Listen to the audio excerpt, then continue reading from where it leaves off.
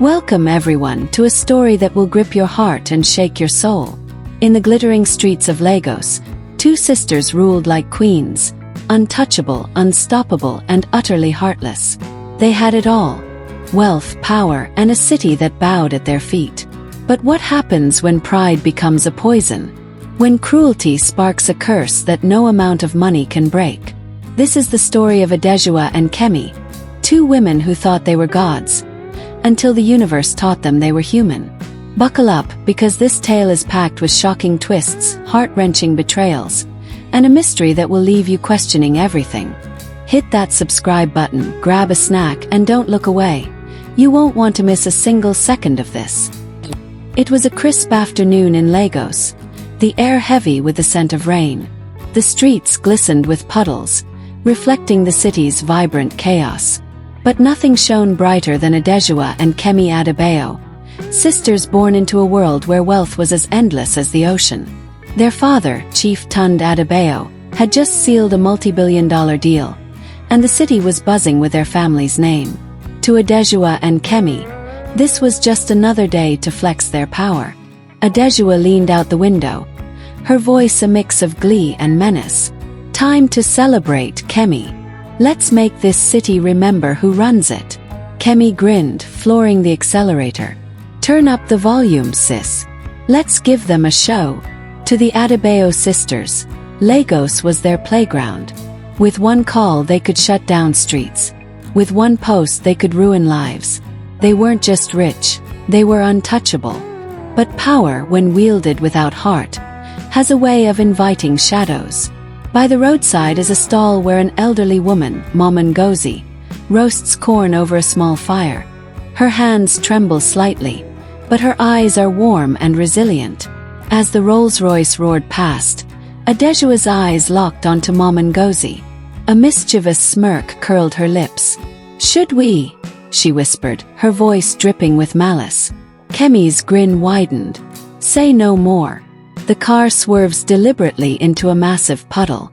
A wave of muddy water crashes over Mama Ngozi, soaking her clothes, her corn, and her scarf. She stands frozen, her mouth agape. The sisters erupted into laughter, their cackles echoing like hyenas in the wild. To them, Mama Ngozi's misery was a symphony. The crowd around them gasped, some shouting in anger. "This is wickedness," a woman cried. "What did she do to you?" a man barked. "Rich and heartless," another added. Adesua and Kemi step out of the car, their designer heels clicking on the pavement. The crowd falls silent as they approach, radiating arrogance. Adesua's eyes blazed. "Are you mad?" she hissed, storming toward the man who dared speak. "Who gave you the guts to insult us?" Before anyone could react, her hand cracked across his face, the slap echoing like thunder. The crowd froze, stunned. Mama Ngozi, still dripping with mud, stepped forward, her voice trembling. "Please, my children, no fighting. It was a mistake." But Kemi, her face twisted with rage, struck the old woman across the cheek. Mama Ngozi stumbled, collapsing into the mud, her corn scattering like broken dreams. The sisters kick over Mama Ngozi's stall, shattering pots and stomping on her firewood. The crowd watches in horror, too afraid to intervene. "We are gods of our own making," Adesua shouted, her voice dripping with venom. "Karma bows to us," Kemi added, her laughter cold and cruel. The sisters reveled in their power, oblivious to the eyes watching them. Eyes that held more than anger. Eyes that held a promise. The Rolls-Royce speeds away, leaving chaos in its wake. The sisters arrive at an upscale boutique in Lekki, where the doors are locked behind them to keep out commoners. To Adesua and Kemi, this was just another day. Crush the poor, then shop in luxury. It was their ritual, their religion. But the universe was watching, and it was about to play a card they never saw coming. Inside the boutique, Adesua and Kemi toss designer dresses into piles, laughing as they sip champagne. The staff caters to their every whim, terrified of their wrath. As they browsed, a heavily pregnant woman, Linda, stumbled into the boutique, her face flushed with exhaustion.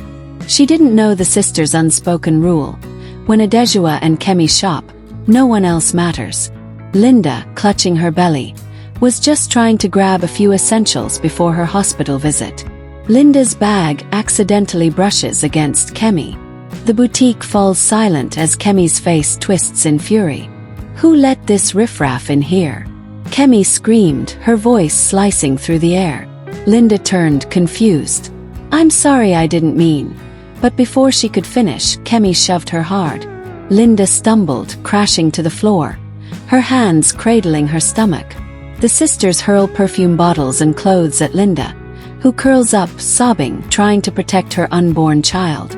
The staff stands frozen, too scared to intervene. Adesua's voice was ice cold. "You think you belong here?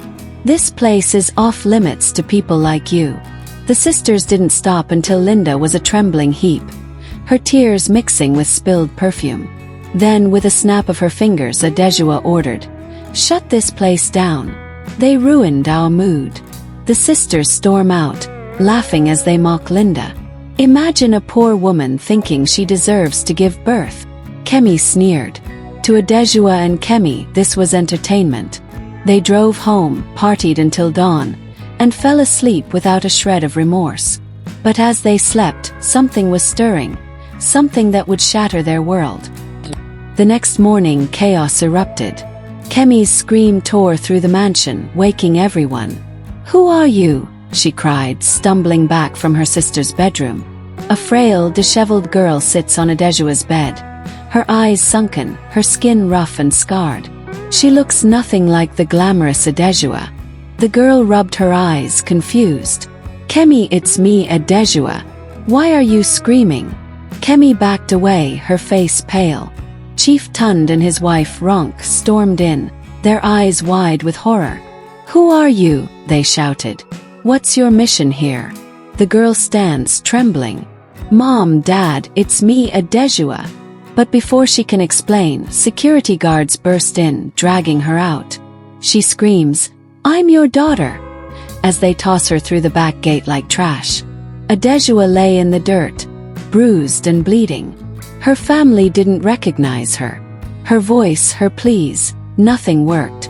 Desperate, she crawled to a mirror by the gatepost. What she saw made her scream.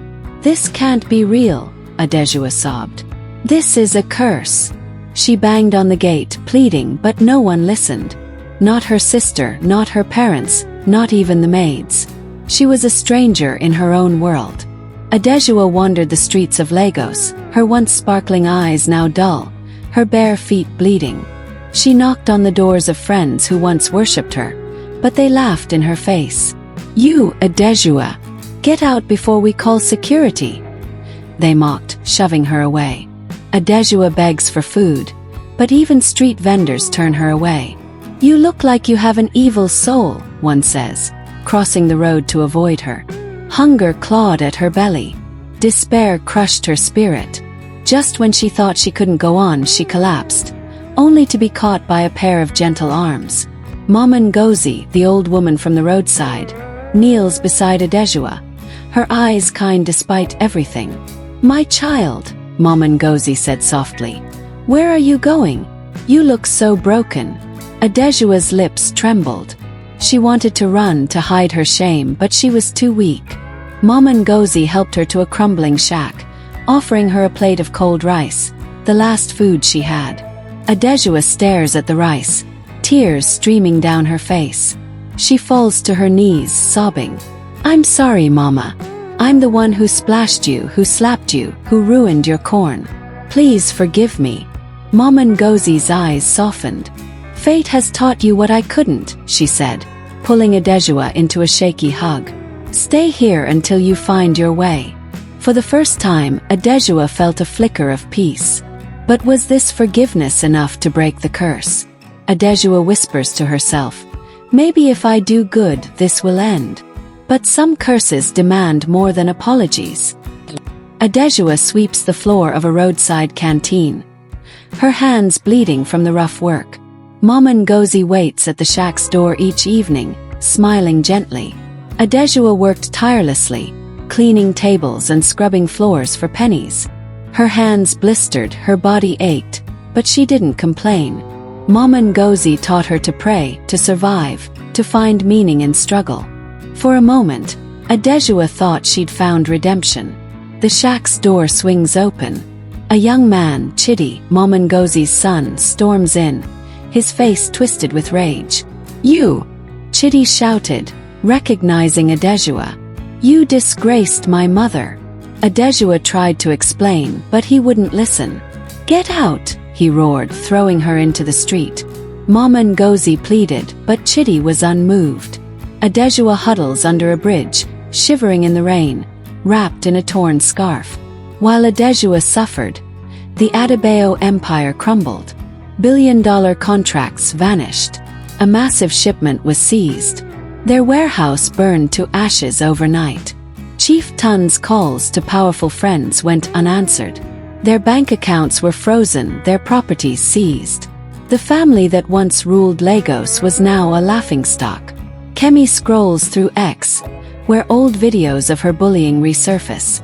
Comments read, "Pride comes before a fall," and "Karma in high heels." Kemi, once the face of glamour, was now the face of disgrace. The family moved into a mosquito-infested slum, offered shelter by a former housemaid. They ate food they once wouldn't touch, their pride shattered. One day, as the Adebayos sat outside their dilapidated shelter, a weak voice called out, "Daddy!" Chief Tund looked up, his heart stopping. It was Adesua, barefoot, broken, unrecognizable. The family rushed to her, tears streaming as she told them everything. The curse, the streets, Mama Ngozi's kindness. The Adebayos sought answers at a prayer house. The pastor's words were heavy. "You used your wealth to crush the poor. Now use your pain to lift the broken. Fast, pray, and serve. Only then might mercy find you." Adesua and Kemi work as cleaners and market helpers. Their hands calloused, their faces weathered. Passers-by ignore them, their former glory forgotten. The sisters who once ruled Lagos nightlife now swept its streets. They learned pain, humility, and the weight of their actions. But the curse lingered, a shadow over their lives. A little girl approaches Adesua and Kemi as they sweep. She asks for water, her voice soft but eerily familiar. The little girl, about 10 years old, stands before Adesua and Kemi, her eyes sharp and knowing. She pours the water they give her onto the ground. "So, you can be this calm," the girl said, her voice cutting like a blade. "I thought you said you were untouchable." Adesua and Kemi froze, their hearts pounding. That voice, that face. The girl's name was Ife. She was a nobody to them, just another victim of their cruelty. But now she stood before them, her eyes blazing with power. "You never knew what I carried inside me," she said. "Some of us are born with power, not to show off but to teach those who misuse theirs." Ife smiles, a mix of forgiveness and warning. "I forgive you," she says, then vanishes into thin air. Adesua and Kemi collapse. The sisters rushed to tell their parents. As they spoke, the phone rang. Their contracts were restored, their properties returned. Adesua's beauty began to return, her scars fading. The Adebayos were rich again, but they were not the same. Adesua and Kemi launch an NGO, feeding the hungry, building shelters, and helping the poor. Mama Ngozi now runs a thriving corn stall funded by their charity. The sisters had learned a truth deeper than wealth. Power is fleeting, but kindness endures. They vowed never to underestimate anyone again, for life is deeper than it seems. Wow, what a journey, right?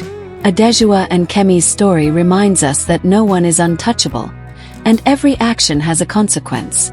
Whether you're at the top or the bottom, kindness is the only currency that never loses value. What did you think of this story? Drop your thoughts in the comments below. Did the sisters deserve their curse? Could you forgive like Mama Ngozi? And who was Ife really?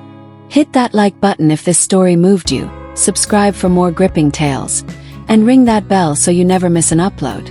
Until next time, stay kind, stay humble, and remember, life is deeper than it seems. See you in the next video.